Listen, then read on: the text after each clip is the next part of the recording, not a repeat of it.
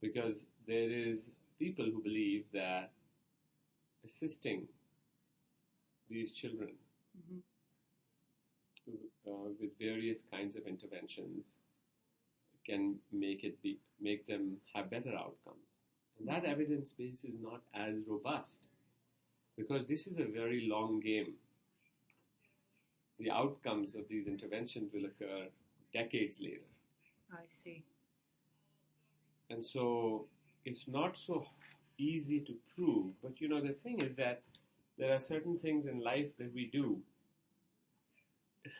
based on our understanding that they're the right things to do even before all the evidence is all in. Right. Good parenting was around hundreds and hundreds of years before randomized controlled trials showed that love and affection to a child would do good.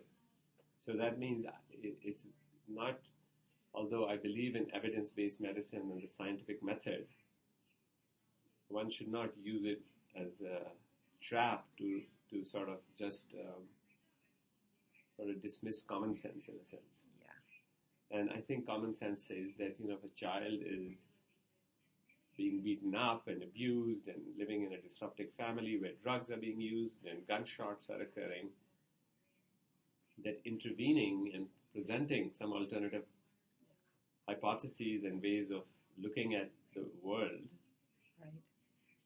could be helpful. And so this is an area of enormous interest to us. How to intervene? Not how to intervene, but taking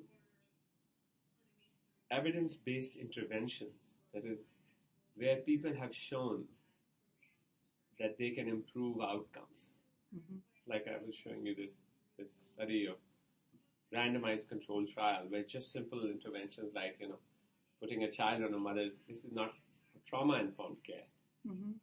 but very solid clinical trials, randomized controlled trials showing that out of Columbia University that the child does a lot better, the mother does a lot better when she does that. Psychologically better, less depression, more mental health, etc. Similarly, as evidence is emerging that certain interventions, whatever they may be, are going to be effective to help these children, ECHO can be used as a way to scale those. I see. ECHO is fundamentally a method to scale best practice. Okay.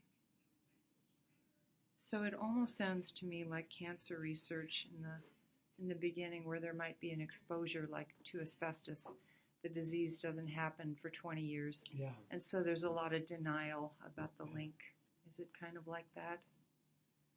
I think it is, but in this case, you see, it's not exactly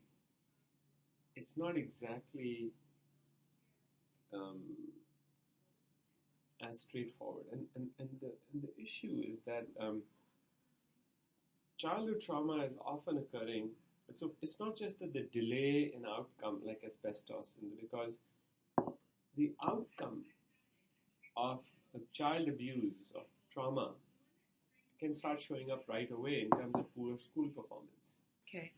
Or in terms of dysfunctional relationship with friends. Mm-hmm. Or whatever. Yeah. Lack of emotional intelligence.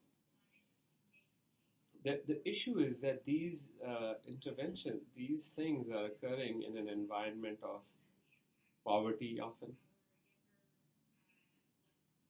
There is also a sort of a fearful environment in the whole environment. It's not just what the child is. The child is has a certain worldview based on what they're seeing is happening to other people and what are the experiences of other people.